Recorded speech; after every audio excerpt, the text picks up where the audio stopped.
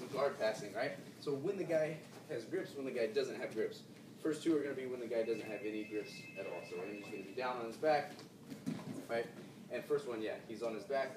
All I'm going to be doing is coming in, hand to the belly, other hand on the outside of his knee. I'm walking to one side, stuffing the knee just before it touches the mat, and I'm walking his hips back, right? So we can do a really good speed drill here. Walking one, walking something two. Second one, when he's sitting up.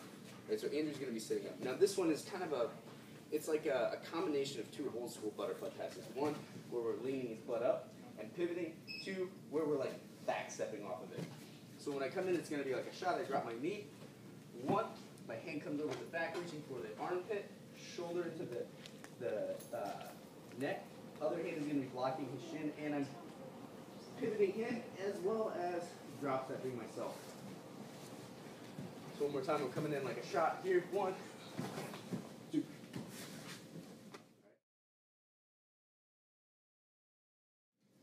Next one, X pass, right? So Andrew's going to be on his back, feet are in the hips, right? And he's controlling both of my sleeves and stretching me out. So from here, I need to get my arms in tight. So I'm squatting, bringing my heels, or bringing my hips in, and all I need to do is get one grip on the knee and one collar grip. So from here, all it is, I'm going to take off with my right foot and land with my right foot. So it's one, two, and now I can pass.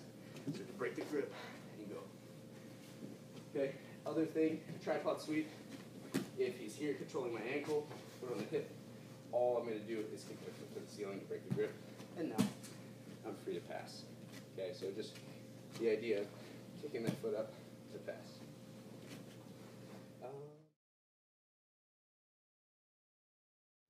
Next one, flow passing, right? And that knee down position. So from here, if Andrew's sitting up, I want to always think about to drop my knee to the outside. If I'm dropping my knee to the inside here, he can start to come around to my back and pass.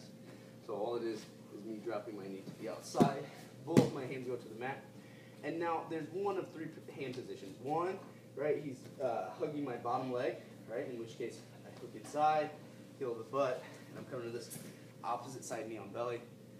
Like 90% of the time, the guy keeps turning in. I switch out.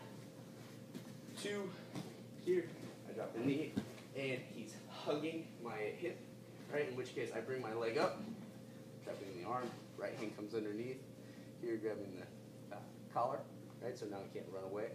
And then I sort of sit, I can sort of bring my other leg over, here if I want to finish, my hips twist, and I can.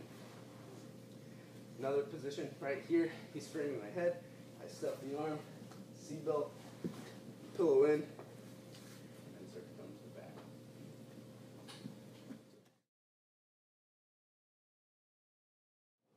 The back mount float drill, right? Let's say I'm here on the back mount,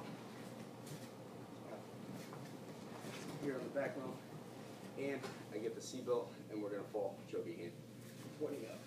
So from here, one thing I like to do a lot is hook behind his knee so he can turn to face me, right? And now, if I can't work anything here with the choke, I'm going to start to kick his hips off of mine. So here I drop my leg, kick the hips off, and now I'm coming up to both my knees, keeping tight, one foot over, and now we're sitting back into this high back mount here where we have a good angle, foot is across the hips, we can work our choke, work our arm bar, everything off of this.